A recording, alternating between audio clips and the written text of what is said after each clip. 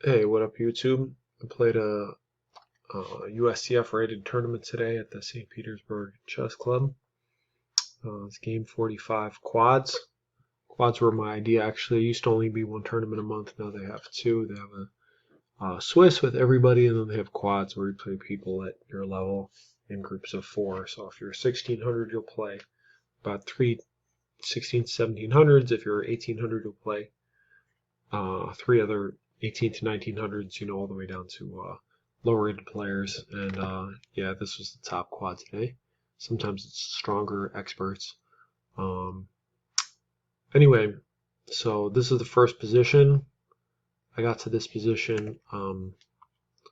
My opponent's last move, after I attacked his rook, was to bring it over to c1. And yeah, here I made a blunder. I had maybe less than a minute left. And there was another move I was trying to make work, but I couldn't get it to work. And almost as soon as I made the wrong move, I'm like, oh, why didn't I play this move? And I went out to lose this game in bad time pressure, unfortunately. And then I went on to also lose the next game when I also had a forced checkmate. So pretty sad. So if you want to take a minute, so yeah, the correct move is to take this. And I didn't find this with the computer. It just seems kind of obvious that yeah, there's big problems. And yeah, the bishop covers c1, so the rook can't penetrate. And how is black going to stop the mate? Now, yeah, evidently there's other, I forgot what the computer's main choice here is, not to take this pawn. Oh yeah, play here, where the queen defends. But, I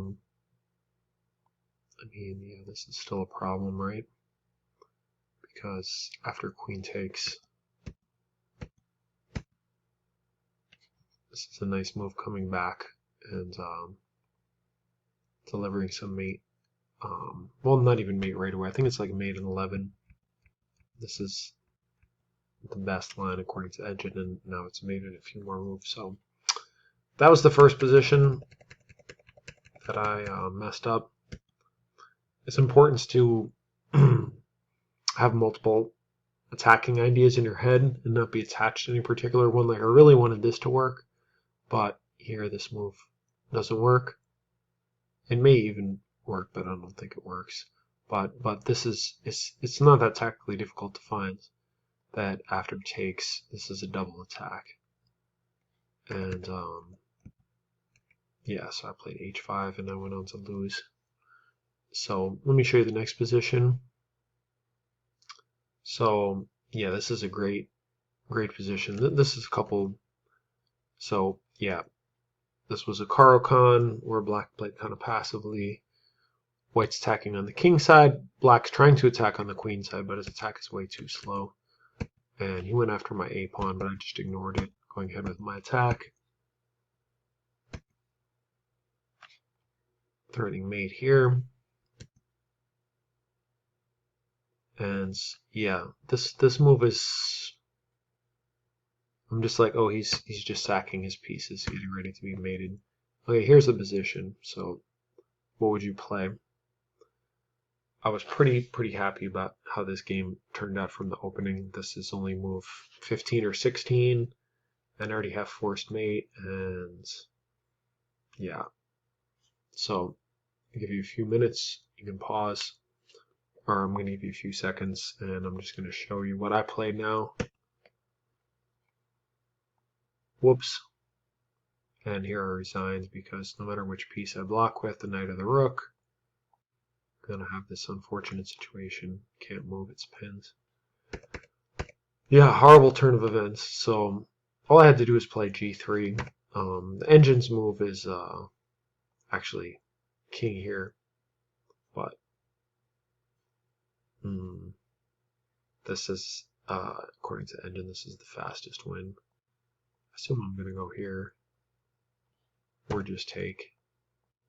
I'm not going to turn on the engine. Yeah. Unless you're an engine, I don't like this move at all, just g3. Or even bishop here. g3 also leads to mate, like I think mate in 12. Because basically White's going to take this pawn, give mate on here or here, and it's just game over. So, as you can see, I'm not so good at drawing arrows, and in this game I wasn't so good at actually calculating my opponent's threats. So, yeah, my opponent was a young kid, very strong player. Even though this game he played the opening pretty poorly, I'm sure he'll be expert soon. But yeah, this was very sad. All I had to do was this instead. In a totally crushing position, I got mated. So yeah, the moral is pay attention. Now this one I lost for two different reasons. This one I had plenty of time on the clock, plenty of time, like 30 minutes to my opponent's 10, and it was just pure hubris and recklessness to take this pawn. All I had to do was stop his one counterplay. He's got nothing else. Yeah, this is no problem with any piece. And yeah, it's just game over. And the first game was a time pressure problem and a psychology problem because I was so focused on this that I just forgot. You know, if this was a tactics puzzle on Lichess, it wouldn't be particularly high rated. This move is not so hard to find. And instead I just was like, oh, I don't know what to do, I don't know what to do, I'll make luft for my king. And yeah, White came in here. And now tactics still may work, but it's not so simple. And I just got in a really bad headspace about it. I'll show you the rest of the game. Just yeah, I can't take because my rook will fall. Now forget about attacking either of these pawns. There's going to be no tactics. Not only is the queen coming back to defend, but the bishop covers this pawn.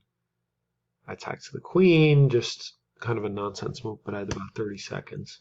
And here I protected like this, just dropping a rook for no reason and resigns. But already my attack is over, and yeah, my king is in really bad shape. So yeah, all I had to do was this. So anyway, and funnily enough, I went on to win the third game, even though at some point I was probably losing the third game. So the first I was winning and I lost. The second one may have been losing at some point and went on to win. So that's just how the cookie crumbles sometimes. Very, very aggravating, but as long as you learn from your games.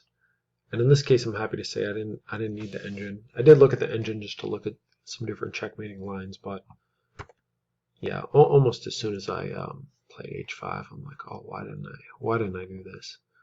And I spent quite some time. Well, I was down to maybe 5 minutes. Spent like 4.5 on h5. So very unfortunate. And again, this one was just pure hubris, just pure. Yeah, taking it easy. You can't take it easy until. You can't even take it easy when you have forced mate. You take it easy when you win the game. And it's not like I have so much to calculate. He has two active pieces that could possibly beat me. Yeah, when someone makes a move like this, don't just assume they're like just throwing away their pieces to delay checkmate. There's a problem here, and don't just assume your opponent's an idiot. This guy's, he's a reasonable player. He's almost expert. I'm sure he will be expert soon. And so many people after a chess game, they're like, oh, I deserve to win. I deserve to win. If you play a move like this, you don't deserve to win. I definitely didn't deserve to win this game just because I had a nice attack. You play till the end. Anyway, thanks for watching. Hope this was useful and you don't slip up like this in your own games.